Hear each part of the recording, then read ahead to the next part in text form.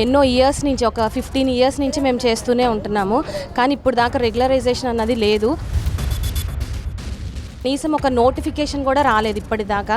మేము మంచి quality care ఇవ్వాలంటే రేషియో ప్రపోర్షనల్గా ఉండాలి. ఇప్పుడు ఎక్కువ మంది పేషెంట్స్ ఉండి ఒక నర్స్ అంటే క్వాలిటీ ఆఫ్ కేర్ చేసేదానికి మాకు ఈక్వల్ పే ఇస్తే మేము ఇంకా హ్యాపీగా మేము చేయగలుగుతాము కదా. ఒక కాంట్రాక్ట్ అనేది పద్ధతి లేదు. నర్సెస్కే ఎందుకు అంటే ప్రాణానికి విలువ తక్కువ, మిగిలిన వాటన్నిటికీ. మా టైమింగ్స్ 6 గంటలు అయితే 12 గంటలు చేయమనటం ఎంతవరకు సమంజసం? దీనివల్ల ఉన్న పోస్టుల్లో ఫిల్అప్ చేసిన తర్వాతే రిక్రూట్మెంట్ అనేది ఓపెన్ చేయాలి. నా పేరు షమా బేగం అండి. గవర్నమెంట్ నర్సెస్ అసోసియేషన్ ప్రెసిడెంట్ అండి, కృష్ణా జిల్లా. నేను మాకు ప్రతి 3 నెలలకు ఒకసారి హెచ్డి మీటింగ్ ఉంటుంది. ఆ హెచ్డి మీటింగ్ వచ్చినప్పుడల్లా మన సార్ ఎంపీ గారు వచ్చినప్పుడల్లా మాకు చెప్తున్నారండి, మీరు ఏంటి మీ సమస్యలు ఏమైనా ఉన్నాయమ్మా అని ప్రతిసారి అడుగుతారు. అడిగినప్పుడల్లా మేము చెప్తున్నామండి, ఇలాగ మాకు సమస్యలు ఉన్నాయి సార్, మాకు కొంచెం టైం ఇస్తే మేము మాట్లాడతామని చెప్పాం. అన్నట్టుగానే సార్ ఈరోజు 1 గంట నుంచి మాకు టైం ఇచ్చారు సార్. వచ్చారు సారే, స్వయంగా వచ్చారు. మాకన్నా ముందు సారే వచ్చారండి. మా ప్రధానమైన సమస్యలు గత గవర్నమెంట్లో ఉన్నప్పుడు కూడా మాకు రెగ్యులర్ చేయలేదండి. మా స్టాఫ్ నర్సెస్ని 450 మంది మా కాంట్రాక్ట్ స్టాఫ్ ఉన్నారు. వాళ్ళని 2011 నుంచి రెగ్యులర్ రిక్రూట్మెంట్ ఇవ్వకుండా వీళ్ళు 2012 నుంచి కూడా వీళ్ళంతా కాంట్రాక్ట్లో వర్క్ చేస్తున్నారు. వాళ్ళని రెగ్యులర్ చేయలేదు. అది మెయిన్ సమస్య చెప్పాము. అలాగే మా ప్లేసుల్లో ఏఎన్ఎంస్ని తీసుకొచ్చి స్టాఫ్ నర్స్ పోస్టుల్లో నియమించాలని గవర్నమెంట్ చూస్తున్నారండి. అది చెప్పాము. తర్వాత ఆయన ఇవన్నీ పాలసీ మ్యాటర్స్ అమ్మా, ఇవన్నీ మేము గవర్నమెంట్కి తెలియజేస్తామని చెప్పి లోకల్గా హాస్పిటల్లో మా సమస్యలు ఏంటి అనేది అడిగారు. అడిగితే సార్కి మేము చెప్పాము, ఇక్కడ మాకైతే బర్నింగ్ ఇష్యూ, స్టాఫ్ తక్కువ ఉన్నారండి. స్టాఫ్ నర్సెస్ అసలు చాలా తక్కువ మంది ఉన్నాం మేము. ఇక్కడ ఎస్టాబ్లిష్మెంట్ ప్రకారం హాస్పిటల్ అయితే పెరిగింది, యూనిట్లు పెరిగినాయి, డిపార్ట్మెంట్లు పెరిగినాయి. అలాగే మిగతా డాక్టర్స్ వీళ్ళని పెంచుతున్నారు, కానీ స్టాఫ్ నర్సెస్ మాత్రం స్ట్రెంత్ని పెరగట్లేదు. అది చెప్పామండి. ఇలాగ 1:1 ఇంతమంది ఉండాలి అనే రేషియో ప్రకారం, ఐఎంఏ నామ్స్ ప్రకారం ఇంతమంది ఉండాలండి, మేము ఇంతమంది ఉన్నాం అంటే ఆయన సానుకూలంగా స్పందించి మీరు లెటర్ ఇవ్వండి అమ్మా, మేము దాని గురించి ఆలోచిస్తా అన్నారు. ఇంకో రెండో ప్రధాన సమస్య వచ్చి మ్యాన్ పవర్ ఇమ్మని అడిగాము. మాకు ఎంఎన్ఓలు, ఎఫ్ఎన్ఓలు, డేటా ఎంట్రీ ఆపరేటర్లు ఇలాంటి వాళ్ళంతా లేరు. వాళ్ళందరి గురించి కూడా మేము అడిగాం. సార్ అది హెచ్డి మీటింగ్లో పెట్టి ఖచ్చితంగా మా సూపరింటెండెంట్ గారు సహకారంతో అవి నెరవేరుస్తామని చెప్పి మాకు చెప్పారండి. మూడోది వచ్చి మాకు బాత్రూమ్స్ అలాంటివి లేడీస్ ఎక్కువ మంది 450 మంది మేము స్టాఫ్ నర్సెస్, హెడ్ నర్సెస్ కలిపి వర్క్ చేస్తున్నాం. వీళ్ళలో ఎవరికి కూడా కొన్ని చోట్ల ఉన్న ఒక్క రూమ్లోనే ఒక 10 మంది బట్టలు మార్చుకోవడం అలాంటివి చేస్తూ ఉంటాం. అలాగే మేము సిక్ అయిపోతే మా సిక్ అయిన దాని గురించి మాకు ఒక సిక్ రూమ్ లేదండి, అది కూడా చెప్పామండి. తర్వాత ప్రతి సంవత్సరానికి ఒకసారి మాకు మెడికల్ చెకప్ గురించి అడిగామండి. అది కూడా సార్ సానుకూలంగా స్పందించి ఈ 50 ఇయర్స్ వాళ్ళందరినీ కూడా స్క్రీనింగ్ టెస్టులు, అన్ని రకాల టెస్టులు ఉచితంగా సార్ చేయించడానికి మాకు హామీ ఇచ్చారండి. ఇలాంటి చాలా సమస్యల్ని సార్ చాలా సానుకూలంగా స్పందించి అన్నీ సార్ విన్నారండి. అందులో ఇక్కడ జరిగే హెచ్డియు మీటింగ్లో జరిగే వాటిని 1-2 సమస్యలు ఖచ్చితంగా నెరవేరుస్తామని చెప్పారు. మిగిలిన గవర్నమెంట్ దృష్టికి తీసుకెళ్తామని హామీ ఇచ్చారండి. ఇంత బాగా స్పందించిన గవర్నమెంట్ ఎంపీ గారికి మా కృతజ్ఞతలు, మా అందరి తరఫున కృతజ్ఞతలు తెలియజేస్తున్నామండి. నర్సెస్ అందరి తరఫున వందనాలండి. పేరు శ్వేత బిందు. నేను కాంట్రాక్ట్ స్టాఫ్ నర్స్ని జీజీహెచ్లో 2016 నుంచి వర్క్ చేస్తున్నాను. అలాగే మాకన్నా ముందు అవుట్సోర్సింగ్ బ్యాచ్ వాళ్ళు కూడా ఉన్నారు. ఎన్నో ఇయర్స్ నుంచి ఒక 15 ఇయర్స్ నుంచి మేము చేస్తూనే ఉంటున్నాము. కానీ ఇప్పుడు దాకా రెగ్యులరైజేషన్ అన్నది లేదు. అలానే మేము చదివిన తర్వాత కూడా కనీసం ఒక నోటిఫికేషన్ కూడా రాలేదు ఇప్పటిదాకా. మేము రిలీవ్ అయినప్పటి నుంచి నోటిఫికేషన్ లేదు. స్టాఫ్ నర్సెస్ అన్ని డిపార్ట్మెంట్స్లో అందరినీ తీసుకుంటున్నారు. కేవలం ఒక నర్సింగ్ డిపార్ట్మెంట్ మరి కోవిడ్ టైంలో కష్టపడింది మేము, అంతా చేసింది మేము, అప్పుడంతా మమ్మల్ని పొగిడారు.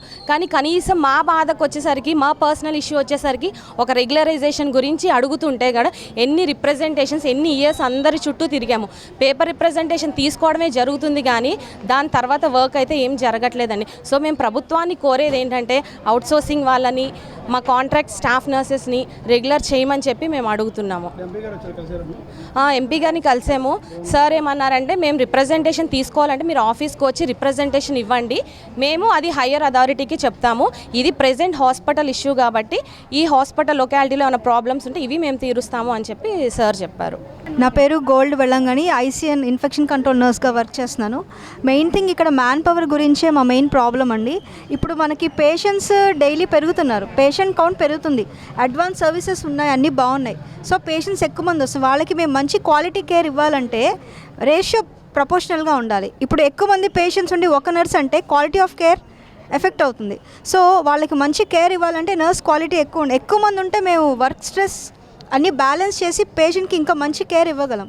అలాగే ఇప్పుడు లాజికల్గా చూస్తే మ్యాన్ పవర్ ఒకటి, నెక్స్ట్ ఇంకొకటి మాకు కంఫర్ట్. ఇప్పుడు మనం వర్క్ చేసేటప్పుడు మనకి స్ట్రెస్ ఉంటుంది. ఆ స్ట్రెస్ లెవెల్ని బ్యాలెన్స్ చేయడానికి ఏంటి, ఇప్పుడు ఇలా మా చిన్న facilities that is not negotiable. So అలాంటివి ఈ మ్యాన్ పవర్ పెంచితే we can work more effectively and we can give the better care to the patients. So చెప్పామండి. సో సార్ కూడా దీని గురించి మాట్లాడతా అని చెప్పారు. So we are always there to serve the patients. Only thing what we need చిన్న issues ఇలా regularize చేయటం అలా చేస్తే we are happy for that. Thank you. మేము 2011 నుంచి చేస్తున్నాము. రెగ్యులర్ స్టాఫ్ గారు తర్వాత అవుట్సోర్సింగ్ కాంట్రాక్ట్ వాళ్ళు వచ్చారనమాట. ఓన్లీ అవుట్సోర్సింగ్ వాళ్ళే ఉన్నారు. 2016లో చంద్రబాబు గారు కాంట్రాక్ట్ వాళ్ళని తీసుకున్నారు. అంతకుముందు నుంచి ఉన్నది అవుట్సోర్సింగ్ వాళ్ళే అనమాట.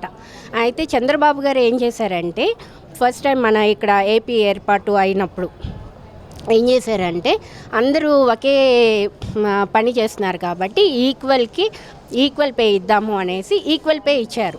ఈక్వల్ పే ఇచ్చి అలా 5 years అయిన తర్వాత జగన్ గారు వచ్చారు కదా, వచ్చిన తర్వాత ఈక్వల్ పే తీసేసి కాంట్రాక్ట్ వాళ్ళకేమో జీతాలు పెంచి అవుట్సోర్సింగ్ వాళ్ళు అంతకుముందు చేసే వాళ్ళకి అదే శాలరీ కంటిన్యూ చేశారనమాట. అదే అప్పటి నుంచి జగన్ గారు అలా చేయటం వల్ల అదే శాలరీ మాకు కంటిన్యూగా ఇప్పటికీ వస్తుంది. మేము చాలా సఫర్ అవుతున్నాం అనమాట. అందుకనే లోకేష్ బాబు గారికి, చంద్రబాబు గారికి మేము చెప్పాలనుకున్నది ఏంటంటే మంత్రి గారికి కూడా మేము చెప్తే లోకేష్ బాబు గారి దగ్గరికి తీసుకొని వెళ్ళి మీ ప్రాబ్లం మేము సాల్వ్ చేస్తామమ్మా అనేసి చెప్పారనమాట. అంటే మేము తక్కువ మందే ఉన్నాము. సుమారు ఇక్కడైతే ఎస్ఎంసీలో 12 మందే ఉన్నామండి. మేము మంచిగా చేస్తున్నాము. అంటే చేసేదానికి మాకు ఈక్వల్ పే ఇస్తే మేము ఇంకా హ్యాపీగా మేము చేయగలుగుతాము కదా. అలా కొంత ఏమవుతుందంటే సింగిల్ పేరెంట్ ఉండటం వల్ల వాళ్ళు ఆ ఫ్యామిలీని ముందుకు తీసుకెళ్ళటానికి పిల్లల్ని చదివించుకుంటానికి చాలా ప్రాబ్లం అవుతుందన్నమాట. ఇవన్నీ దృష్టిలో పెట్టుకొని మంత్రి గారు కొంచెం మాకు హెల్ప్ చేయాలనేసి మేము కోరాము. మళ్ళీ ఒకసారి రమ్మని చెప్పారు, మాకు చేస్తానన్నారు. అదే లోకేష్ బాబు గారికి కూడా మేము తెలియజేస్తున్నాము. మాకు కూడా కాంట్రాక్ట్ వాళ్ళతో పాటు ఈక్వల్ పే ఇవ్వాలి అనేసి మేము అడుగుతున్నాము అనమాట. అంతే. Thank you. Jagan time we are recruited. Actually we are working from 2005 in PHCs as a nurse practitioners, but after that they recruited in 150 batch, there is 2020. So we came in COVID batch. So when we are working since 2020 we are working, and previous also so many batches they are working, but still we are in contract basis only, but their ages are becoming more and more like 48, 49, 50. So when we don't have proper salaries, they can't afford because the prices are more nowadays. So when they want to afford with the families, because so many families they died in the COVID, they can't afford their families. So what we want from this political way, we want regularization, so that now we are getting around 38,000.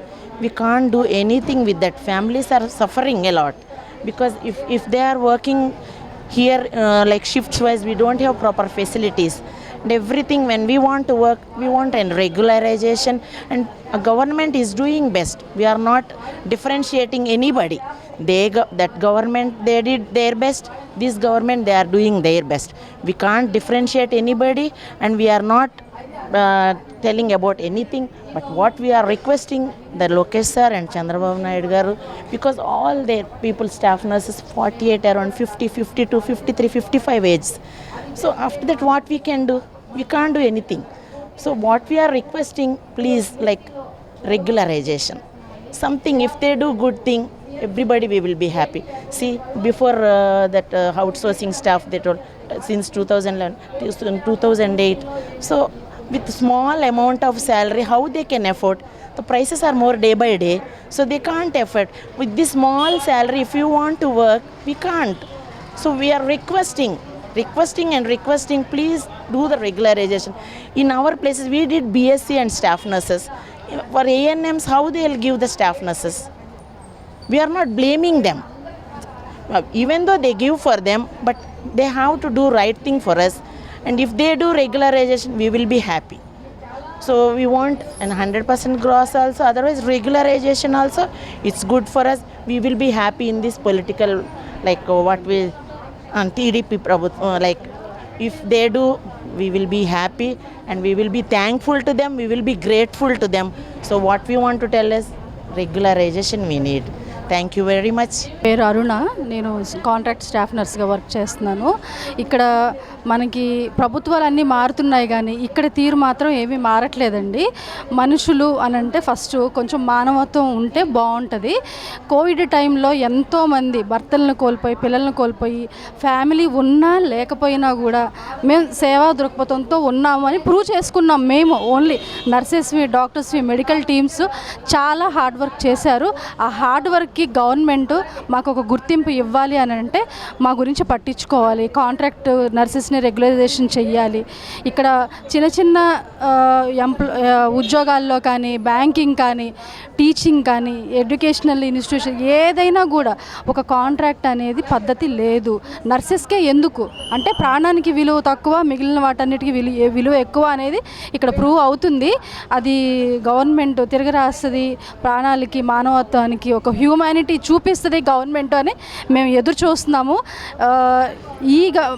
వచ్చే government, ఆ government, తర్వాత government అని జగన్ గారు మాకు ఉట్టి చేతులే చూపించారు.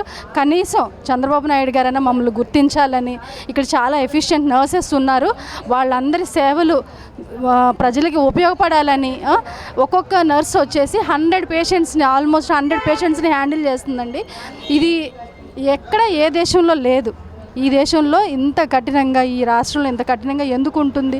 ఈ చాలా వెనుకబడిన రాష్ట్రాలు కూడా 100:1 అనేది ఎక్కడ లేదు. అలాగా అంత దారుణానికి నర్సెస్ని గురి చేయకండి.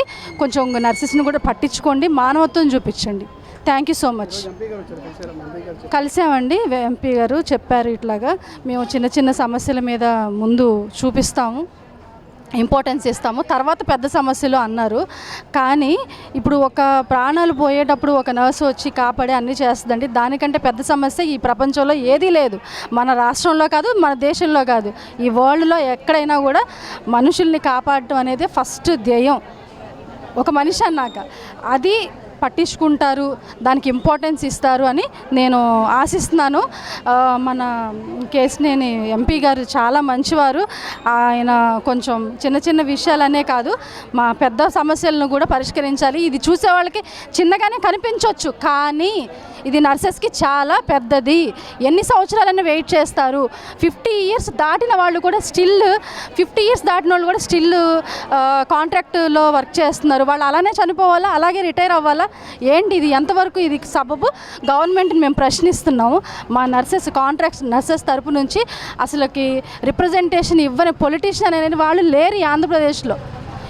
ఇంకా ఎంతకాలం ఈ అన్యాయం కొనసాగిస్తారు? దయచేసి ఇక్కడ అని కాదండి, ఇప్పుడు కాంట్రాక్ట్ నర్సెస్ మన స్టేట్ మొత్తం మీద ఒక 10,000 పైనే ఉంటారు, 10,000 పైనే ఉంటారు. కానీ ఏ బ్యాంకింగ్లో కానీ, ఎడ్యుకేషనల్ సిస్టంలో కానీ దేంట్లో కూడా కాంట్రాక్ట్ అనేది లేదు. నర్సెస్ని చిన్నచూపు చూస్తున్నారు కాబట్టి ఇక్కడ కాంట్రాక్ట్ అనేది కంటిన్యూ అవుతుంది. ఈ పందాన్ని కొంచెం మార్చాలని, కనీసం రాబోయే గవర్నమెంట్ అయినా నర్సెస్కి ఇంపార్టెన్స్ ఇవ్వాలని మేము కోరుకుంటున్నాము. నమస్తే. నా పేరు సౌమ్యరేఖ అండి. నేను స్ట్రగుల్ కమిటీ జాయింట్ సెక్రటరీగా పనిచేస్తూ ఉన్నాను. ముందుగా మీడియా మిత్రులకు ధన్యవాదాలు తెలియజేస్తూ ఉన్నాను ఈ అవకాశం ఇచ్చినందుకు. నేను చెప్పేది ఏంటంటే, ప్రాథమిక ఆరోగ్య కేంద్రాలు మారుమూల గ్రామ ప్రాంతాల్లో ఉంటాయి. పిహెచ్సిల్లో అధిక పని గంటలు, అధిక పని ఒత్తిడి, అలాగే వాచ్మెన్ లేకుండా సింగిల్ స్టాఫ్ నర్స్ డ్యూటీ చేయటం ఒకటి. ఎన్నోసార్లు రిప్రజెంటేషన్ ఇచ్చాము, అయినా సరే మాకు ఫలితం లేకపోయింది. మేము డిఎంఎండ్హెచ్ఓ గారు, మాకు డాక్టర్ యుగంధర్ గారు, ఆయనకు అనేక సార్లు రిప్రజెంట్ చేశాము. ఆయన మీరు అలా చేయక్కర్లేదమ్మా అని మాకు సానుకూలంగా స్పందించారు. అయినా సరే గ్రౌండ్ లెవెల్లో ఉన్న మెడికల్ ఆఫీసర్స్ మాత్రం మీరు చేయాల్సిందే అని అంటున్నారు. మా టైమింగ్స్ ఏంటంటే morning 8 to 2, evening 2 to 8, night 8 to 8. Night 12 గంటలు పనిచేస్తాం కనుక పగలు మాకు 6 గంటలు యూనివర్సల్ టైం అండి. మా టైమింగ్స్ 6 గంటలు అయితే 12 గంటలు చేయమనటం ఎంతవరకు సమంజసం? దీనివల్ల ఒక స్టాఫ్ నర్స్ కూడా మానసికంగా, శారీరకంగా కుటుంబ కలహాలకు లోనయ్యి ఈరోజు మార్నింగ్ సూసైడ్ అటెంప్ట్ చేయడం జరిగింది శ్రీకాకుళం పిహెచ్సిలో ఒక స్టాఫ్ నర్సు. ఇలా చేస్తే మా ఆరోగ్యం కూడా క్షీణించిపోతుంది. నైట్ టైం వాచ్మెన్ లేకుండా మీరు ఎప్పుడైనా మీడియా మిత్రులు విజిట్ చేయొచ్చండి పిహెచ్సిలో. మీరు ఎప్పుడు విజిట్ చేసినా సరే సింగిల్గానే స్టాఫ్ నర్స్ పనిచేస్తుంది. సండేస్ కానివ్వండి, పబ్లిక్ హాలిడేస్ కానివ్వండి, 143 జీవో ప్రకారం 14 మంది స్టాఫ్ను మొత్తాన్ని నియమించి అందరికీ లేని బాధ్యత ఒక స్టాఫ్ నర్స్దే బాధ్యత అంటున్నారు పిహెచ్సిలో. ఇది ఎంతవరకు కరెక్టు? ప్రతి ఒక్కరిది బాధ్యతే. మాకు గవర్నమెంట్ ఇచ్చిన 35 CLs మమ్మల్ని వాడుకోనీయకపోవటం, మాకు గవర్నమెంట్ ఇచ్చిన వారాంతపు సెలవు కూడా మమ్మల్ని వాడుకోనీయకుండా చాలా ఇబ్బందులకు గురి చేస్తున్నారు. దీనివల్ల ఏదైనా ఎమర్జెన్సీ కేసు వస్తే నైట్ టైంలో వాచ్మెన్ లేకుండా, కో స్టాఫ్ సపోర్ట్ లేకుండా డెలివరీ కేసు వస్తే ఒక సింగిల్ స్టాఫ్ నర్స్ ఎలా హ్యాండిల్ చేయగలదు డెలివరీ? ఈరోజు ప్రైవేట్ హాస్పిటల్లో నార్మల్ డెలివరీ చేయడానికి ఇబ్బంది పడే ఆపరేషన్లు చేసేస్తున్నారు. అలాంటిది ప్రాథమిక ఆరోగ్య కేంద్రాల్లో ఒక్క స్టాఫ్ నర్సు డెలివరీ కేసులు ఎలా చేస్తుంది? ఒక స్నేక్ బైట్ వస్తే 15 వైల్స్ 20 వైల్స్ మనం సెలైన్లో పెట్టి ఎక్కించాలి. ఇలాంటి పని ఒక్క స్టాఫ్ నర్స్ వల్ల అవుతుందా? ఇలా చేస్తే ఈ లోపు ప్రాణాపాయానికి గురవుతుంది పేషెంట్ అని అనేక సార్లు మేము రిప్రజెంట్ చేసాము. డిఎంహెచ్ఓ గారు సానుకూలంగా స్పందించినా కానీ మాకు పైనుంచి కానీ లేకపోతే గ్రౌండ్ లెవెల్లో మెడికల్ ఆఫీసర్స్ కూడా మీరు 12 గంటలు ఒకరు సెలవు పెట్టినప్పుడు మీరు ఖచ్చితంగా 12 గంటలు చేయవలసిందే అని మమ్మల్ని ఇబ్బందులు పెడుతున్నారు. కాబట్టి మేము ఈ ముఖంగా మీడియా ముఖంగా కోరుకుంటున్నాం. అలాగే దశాబ్ద కాలంగా మాకు రెగ్యులరైజేషన్ నోటిఫికేషన్ లేకపోవడం దుర్మార్గం అనేది చెప్తున్నాము. ఒక నర్సింగ్ వ్యవస్థలోనే ఇది ఎమర్జెన్సీ కేర్ కాబట్టి కోవిడ్ పాండమిక్లో పేషెంట్కి అతి దగ్గరగా సేవ చేసిన ఒక స్టాఫ్ నర్స్ని ఈరోజు నడి రోడ్డు మీదకి ఎక్కేలాగా మమ్మల్ని ఇబ్బందులకు గురవుతున్నారు. మేము ఎక్కడ గవర్నమెంట్కి వ్యతిరేకం కాదండి. మేము ఇలాగ మీడియా మిత్రుల ద్వారా పై దృష్టికి వెళ్తుందని మేము ఈ చిరు ప్రయత్నం చేస్తున్నాము. ఈ సమస్యలన్నీ మీడియా మిత్రులు పై దృష్టికి తీసుకెళ్ళి మా సమస్యలన్నింటినీ పరిష్కరించే దిశగా మీరు వెళ్ళాలని మనస్ఫూర్తిగా మా మీడియా మిత్రులకు ధన్యవాదాలు తెలియజేసుకుంటున్నాను. Thank you. ఎంపీ గారిని కూడా కలిసాము, రిప్రజెంట్ చేశాము. మరొకసారి ఆఫీస్కి ఈ సమస్యను తీసుకురమ్మన్నారు. మేము సిద్ధంగా ఉన్నాము. స్టాఫ్ నర్స్ అందరూ ఒక ఐక్యతగా ఉండి ఈ ప్రాబ్లం సాల్వ్ చేసుకునే దిశగా ప్రయత్నం చేస్తాము. అలాగే మీడియా మిత్రులు కూడా మాకు సహాయం చేయండి. ధన్యవాదాలండి మీడియా మిత్రులు. Thank you. నమస్తే అండి, నా పేరు అరుణ. నేను new government hospital contract staff నర్స్గా వర్క్ చేస్తున్నాను. అయితే రీసెంట్గా ఇప్పుడు ఏఎన్ఎంస్ని జిఎన్ఎంగా చేస్తున్నాము అని చెప్పేసి ఒక 6 months ట్రైనింగ్ ఇచ్చేసి వాళ్ళని జిఎన్ఎం చేయడం అనేది అసలు కరెక్ట్ కాదండి. ఎందుకు అని అంటే మేము 3.5 years నర్సింగ్ చేసి as a GNM after intermediate మేము వచ్చాము అంటే we have so much efficiency. ఒక సిపిఆర్ అయినా ఇమీడియట్గా ఒక పేషెంట్ కార్డియాక్ అరెస్ట్ వస్తే వాళ్ళని ఎలా సర్వైవ్ చేయాలి, సిపిఆర్ ఎలా ఇవ్వాలి, ఎన్ని బ్రెత్స్ ఇవ్వాలి, మౌత్ టు మౌత్ రెస్పిరేషన్, చాలా అంటే లైఫ్ సేవింగ్ ప్రొసీజర్స్ చాలా ఉంటాయండి. ఒక 6 monthsలో ఏదో ఇంజెక్షన్స్ లోడ్ చేయటం అవి ఇవి ట్రైనింగ్ ఇచ్చి పైన అట్లా తీసుకొచ్చి పేషెంట్ ప్రాణాలని ఎంతోమందిని మనం కోల్పోవాల్సిన ఆవశ్యకత ఉంటుంది. ఫ్యూచర్లో ఇట్లాగా జరగడానికి అవకాశం ఇవ్వడానికి మేము ఒప్పుకోమండి. ఎట్లాగైనా కూడా ఇప్పుడు ఏఎన్ఎంస్ని జిఎన్ఎం చేసి ప్రమోషన్ మీద రెగ్యులరైజ్ చేయడం అనేది అది చాలా గవర్నమెంట్ చేసే తప్పు పని. అది మేము ఖండిస్తున్నాము. అలా చేయడం వల్ల ఇప్పుడు ఇన్ని గవర్నమెంట్ కాలేజెస్కి జిఎన్ఎం కోర్సుకి లైసెన్స్లు ఎందుకు ఇస్తున్నారు?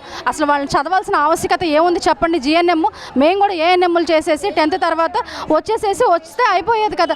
3.5 సంవత్సరాలు మా లైఫ్ టైం వేస్ట్ చేసుకొని మేము చదవటం మా పిచ్చితనం అనుకుంటున్నారా? ఒక చదువుకి వాల్యూ లేకుండా ఇలాగా పెద్ద చదువులు వాళ్ళని పక్కన పెట్టి చిన్న చదువులు వాళ్ళకి ఇంపార్టెన్స్ ఇచ్చి ఒక 6 నెలల ట్రైనింగ్తో ఇలా ఇవ్వడం అనేది అసలు కరెక్ట్ కాదు. మేము అందరం గవర్నమెంట్ కాంట్రాక్ట్ నర్సెస్ అందరం కూడా మేము గవర్నమెంట్ని ఇదే ప్రశ్నిస్తున్నామండి. 10 years నుంచి రిక్రూట్మెంట్ అనేది లేదు. ఎందుకని? ఏ ఫీల్డ్లోనైనా ఉందా ఈ అన్యాయం అనేది? ఏ ఫీల్డ్లోనైనా జరుగుతుందా? మేము క్వశ్చన్ చేస్తున్నాము. మాకు సమాధానం కావాలి. మాతో మీటింగ్కి అటెండ్ అవ్వాలి. ఈరోజు కేసినేని వచ్చారు, మా ఎంపీ గారు వచ్చారు, మాట్లాడటం జరిగింది. చిన్న సమస్యలను పరిష్కరిస్తాము, అట్లా గ్రౌండ్ లెవెల్ నుంచి స్టార్ట్ చేస్తాము అన్నారు. కానీ ఇది నర్సెస్కి చాలా పెద్ద సమస్య అండి. అది ఇప్పుడు నిన్న మొన్న కాదు, 10 years బిఫోర్ నుంచే ఇది అసలు రిక్రూట్మెంట్ అనేది మాకు జరగట్లేదు. ఇది చాలా అన్యాయం. ఇది ఏదైనా ఫీల్డ్లో ఉంది, అక్కడ జరుగుతుంది. కాంట్రాక్ట్ వాళ్ళని రెగ్యులరైజ్ చేయకుండా ఇలాగా మా సేవలను వాడుకుంటూ ఇంత అన్యాయం జరుగుతున్నా కూడా ఏమీ మాట్లాడిన ప్రభుత్వాలను మేము అందరం క్వశ్చన్ చేస్తున్నామండి. Thank you so much. మంత్రి గారు చాలాసార్లు వచ్చారు, మీ సమస్య పైన తీసుకెళ్ళలేదా? ఆరోగ్య శాఖ మంత్రి గారు హాస్పిటల్కి వచ్చారు కదా. చాలాసార్లు ఇది చాలాసార్లు చాలామందికి ఇవ్వడం జరిగింది. చాలాసార్లు అనేకంటే మేము రిప్రజెంటేషన్ ఇవ్వని పొలిటీషియన్ లేరు అని చెప్పడం కరెక్ట్ అండి. మేము ఒక్కళ్ళకి కూడా ఇవ్వకుండా లేము. ప్రతి ఒక్కళ్ళకి ఈ స్టేట్ అని కాదు, అసలు మేము తెలంగాణ స్టేట్లో కూడా వర్క్ చేసి వచ్చి ఇక్కడ మన గవర్నమెంట్లో కలిసిన వాళ్ళకు కూడా ప్రభుత్వ అధికారులకి మేము రిప్రజెంటేషన్ ఇవ్వడం జరిగింది. ఏంటి గవర్నమెంట్ వరకు వెళుతుంది, మా ఆర్తనాదాలు వాళ్ళ వరకైనా వెళ్తాయి, కనీసం ఎవరో ఒకళ్ళు స్పందించకపోతారా అని మేము చాలా ఎదురు చూసాము. కానీ అసలు ఇంతవరకు ఏ రిక్రూట్మెంట్ లేదు, ఒక్క ప్రభుత్వ అధికారి కూడా మా వైపు తొంగి చూడటం లేదు. కనీసం ఈ రాబోయే ప్రభుత్వంలోనైనా ఈ నర్సెస్ మీద కొంచెం మానవత్వ దృక్పథంతో ఆలోచిస్తారని మేము ఎదురు చూస్తున్నాం. ఇప్పుడు రిటైర్మెంట్ అవుతున్నారు అని అంటే దాని అర్థం ఏంటంటే మనకి ఇక్కడ పోస్టులు ఖాళీగా ఉన్నాయి. ఈ ఖాళీ పోస్టుల్లో ఏఎన్ఎంలు తీసి మళ్ళీ ఫిలప్ చేయాలి అనేది మేము కాదు అని చెప్తున్నాము, అలా కరెక్ట్ కాదు అని. కానీ ఇప్పుడు ప్రజెంట్ వర్క్ చేస్తున్న నర్సెస్ని మాత్రమే ఫిలప్ చేయాలి అనేది కూడా మా డిమాండ్ అండి. మా మెయిన్ డిమాండ్ వచ్చేసి ఆల్రెడీ వర్క్ చేస్తున్న కాంట్రాక్ట్ నర్సెస్ని ఉన్న పోస్టుల్లో ఫిల్అప్ చేసిన తర్వాతే రిక్రూట్మెంట్ అనేది ఓపెన్ చేయాలి. ఇది మేము గవర్నమెంట్ని అడుగుతున్న ప్రశ్న. దీనికి సమాధానం చెప్పాలి. కనీసం మాకు ఇంక్రిమెంట్లైనా టెంపరీగా చూసి వాళ్ళకి వీలైనప్పుడు గవర్నమెంట్ని మేమేమి పీకల మీద కత్తిలాగా ఏమీ మేము చెయ్యట్లేదండి. మేము చాలా టైం ఇవ్వడానికి మేము రెడీగా ఉన్నాము. గవర్నమెంట్ వీలైనప్పుడు అనుకూలంగా చేయమనండి మా ఫిలప్ అనేది. కానీ ఇప్పుడు ఉన్న ఇంక్రిమెంట్లు కానీ ఎన్నో సంవత్సరాల నుంచి చేస్తున్నామండి సేమ్ శాలరీతో. ఆ ఇంక్రిమెంట్ పరిస్థితి ప్రజెంట్ చూసి తర్వాత ఉన్న ఖాళీ పోస్టుల్లో మమ్మల్ని మాత్రమే ఫిల్అప్ చేసి తర్వాత రిక్రూట్మెంట్ ఓపెన్ చేయాలి అనేది మా డిమాండ్ అండి. ఎన్నిసార్లు చెప్పినా కూడా మమ్మల్ని అసలు ఎవరూ పట్టించుకోవట్లేదు. మేము గత 15 సంవత్సరాల నుంచి కాంట్రాక్ట్ వ్యవస్థలోనే ఉండిపోయాము. 2010లో తీశారు సార్, వైఎస్ఆర్ చనిపోయే ముందు తీశాడు. అప్పటి నుంచి అసలు గవర్నమెంట్ రిక్రూట్మెంట్ అనేది తీయలేదు మాకు ఇప్పటిదాకా. ఆ రిక్రూట్మెంట్ తీయకపోవడం వల్లే మేము ఇదే కాంట్రాక్ట్ వ్యవస్థలోనే ఉండిపోయాం సార్. రెగ్యులర్ జాబ్ వాళ్ళు వస్తున్నారు, వాళ్ళ ప్రమోషన్స్ వెళ్తున్నాయి, వాళ్ళు అలా వెళ్తూనే ఉన్నారు పైకి. రిటైర్మెంట్లు కూడా జరుగుతున్నాయి, వాళ్ళ ప్లేసెస్ కూడా వేకెంట్ అవుతున్నాయి సార్. కానీ ఆ వేకెంట్లో ఈ కాంట్రాక్ట్ స్టాఫ్ నర్సులు మాత్రం రెగ్యులరైజేషన్ అనేది మాత్రం చేయట్లేదు సార్. దయచేసి రెగ్యులరైజేషన్ నోటిఫికేషన్ ఇవ్వాలి అని చెప్పి మేము చాలా ఎదురు చూస్తున్నాం సార్. ఈ ప్రభుత్వంలోనన్నా మాకు న్యాయం జరిగిద్దని ఎదురు చూస్తున్నాం.